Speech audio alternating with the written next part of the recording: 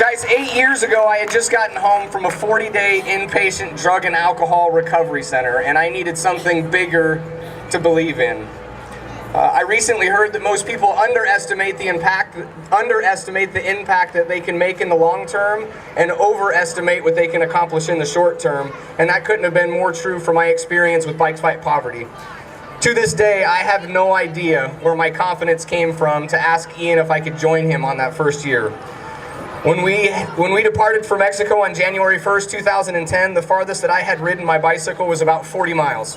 And I had never stepped foot on soil at One Mission Base Camp.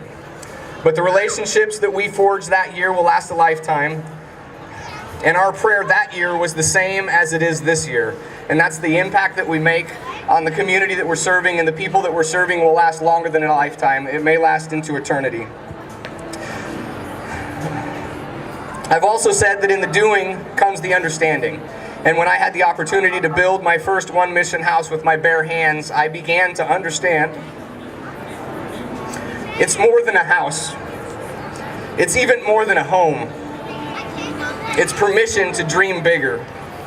I don't want to take up too much of your guys' time tonight, but I do want to tell you a short story about a family that we built for a couple years ago. We had a great team pulled together that had brought down some extra cash to share with the family, and at One Mission, we avoid giving money directly to the families that we're serving, but One Mission does give us the opportunity to purchase a home warming gift for the family. Typically something they really need, like a bed or a toilet or a propane stove, or maybe the hardware required to connect electricity to their house if power ever becomes available in the area.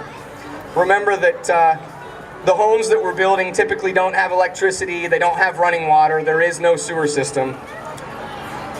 So it was on the last day of the build, and I was using my best Pictionary skills to draw pictures of a few of the items that we might be able to purchase for this family. And very logically, I asked them if they would prioritize them from maybe most important to least important so we could maximize the money that we brought with us. And as I watched a husband and a wife and a family weigh their options, it broke my heart as I realized what they were doing. They were trying to figure out whether they wanted a bed more than a toilet. They were trying to figure out whether they wanted a toilet more than a means of heating their food up without having to start a fire. And once again, I understood what we were doing at an even deeper level. Poverty isn't something that can be solved in a day or two, and it definitely can't be solved in riding a bicycle 207 miles or by simply building a house. Dignity is not something that can be given, it must be earned. And I am so proud to be serving alongside an organization that is dedicated to giving people in poverty the opportunity to earn their dignity and break the cycle of poverty one generation at a time. And if that was it, if that was the whole story, just giving people the opportunity to earn a home by serving in their community, it would definitely be enough. But we all know that it doesn't stop there. I'd even go as far as saying, and this is difficult for me as I stand here, but I've received far more than I've given to One Mission or the community down at Rocky Point.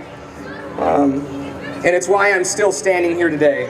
8 years of continuous sobriety, more great friends than I could ever count.